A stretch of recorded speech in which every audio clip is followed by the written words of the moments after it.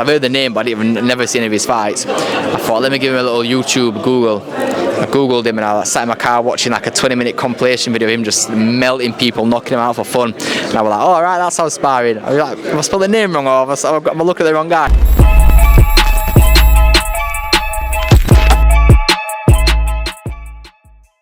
This is Jonathan Aggie of Fifth Pro Boxing Fans, joined by Callum Simpson ahead of his British and Commonwealth title fight this Saturday at Oakwell, the dream venue, the dream fight. Well, maybe not the dream fight, but it definitely is the dream venue. How are you feeling? Feeling great, mate. Feeling great. Training's gone amazing. Weight's good, and yeah, it's going to be a beautiful day to start fight week. I'm looking forward to it. You've been a Barnsley fan all your life, and to fight there, you know, it's not even a world title fight, and Ben Shalom's delivered you the fight at Oakwell. How much does this mean to you? It means a lot, mate. It's absolutely massive. You know, I'm born and bred in Barnsley lad. You know, I always proud of representing my town. My amateur gym with Barnsley Star, so my amateur fights have been, you know, announced from Barnsley Star. You know, it's a big thing for me. It's massive. You know, and like I said, I've been during this moment. I've visualised this moment for a long time, and you know, for Boxer and Sky and Ben Shalom to get behind me and, you know, take the risk of even putting the show on there, because they didn't know whether we were going to sell. I told them we were going to get sold out. They weren't too sure, but it sold out within 48 hours. So yeah, it means a lot. Are there some nerves? I mean, you know, I'm sure the fans will be proud either way of how Saturday night goes. But for yourself, you know, winning this fight at Oakwell, does it feel like more pressure than any fight you've been part of so far? Not all, mate. Not all. I get asked about pressure quite a lot, and for me, I feel like some athletes buckle under pressure, but I think the best athletes that perform under pressure and they thrive under pressure, and I feel like that's what I've proven. That's what I'm going to do on Saturday as well.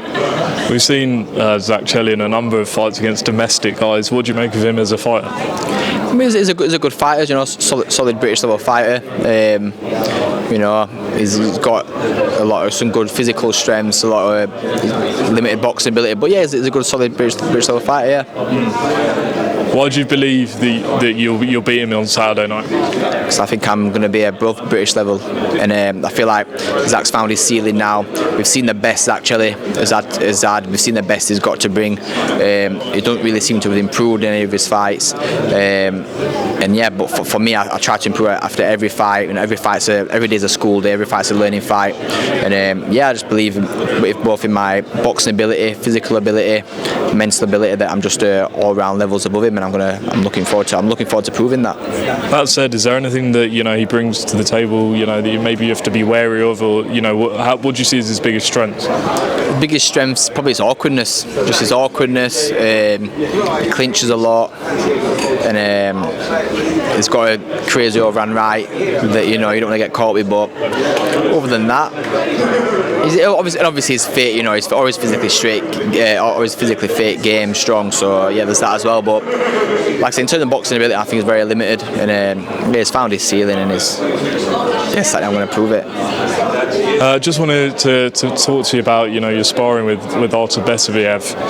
Talk to us about it, you know, and how that opportunity came about. Yeah, I think my manager just sent a message, the details of the spar.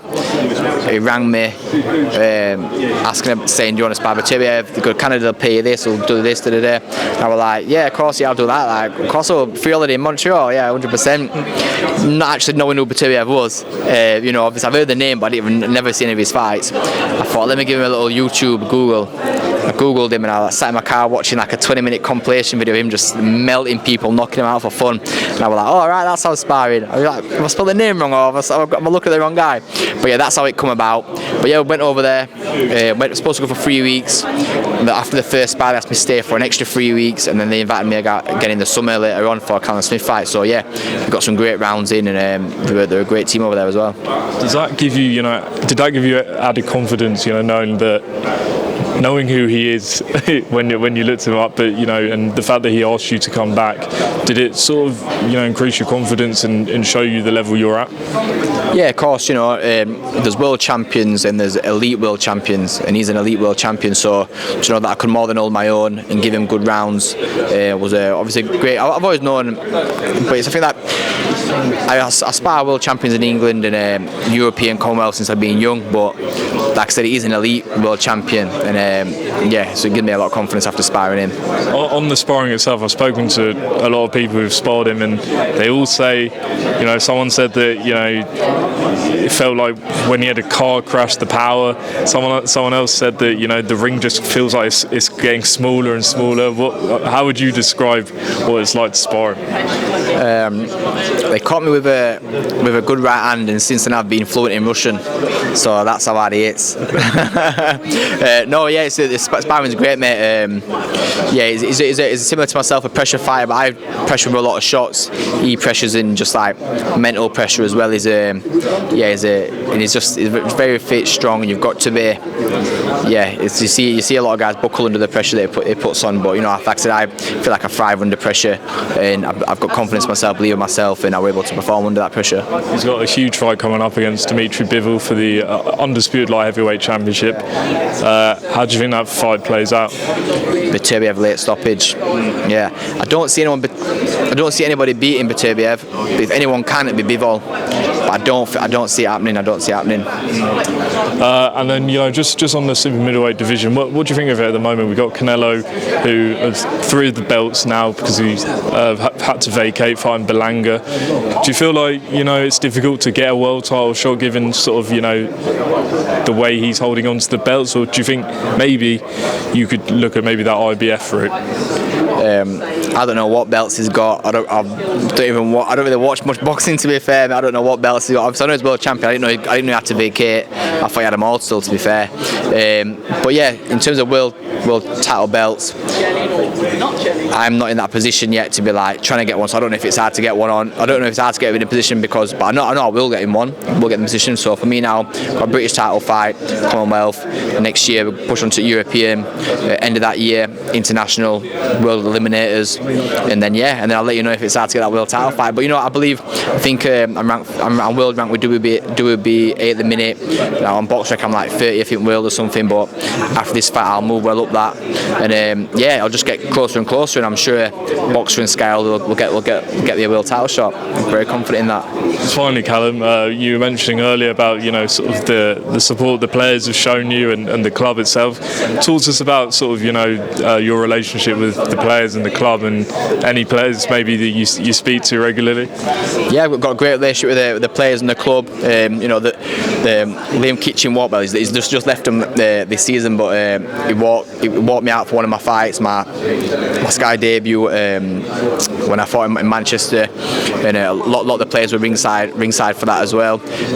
Luke O'Connell, Liam Kitchen again, and I forgot who else. They come to my area title fight on small all shows, and there's a few that I speak to regularly. And I think Barry Cotter, one of the Barnsley players, around me yesterday saying that they've been given 30 tickets, but they can't decide who's getting the tickets. So they're doing a draw, and he said if he loses the draw, can I sort him out a ticket? I was like, yeah, it's going to cost 180 quid though. Thinking I'm giving him a free ticket. I was like, nah, I'm not paying for your ticket. You've got enough money. You're a footballer and you can afford your own ticket. But yeah, I've got a great relationship with the club and the staff of the club as well. The CEO John Flatman and the staff there. And even one of the owners, Julianne Quay, she's helped design my fight kit. Done a collab on that. So yeah, the club's amazing, and the team there, everyone's great there. Yeah. Do not miss him. Callum Simpson out this Saturday against Zak Chelli at Oakwell, and live on Sky Sports. Zak, Callum, best of luck. Thank you very much. Appreciate it.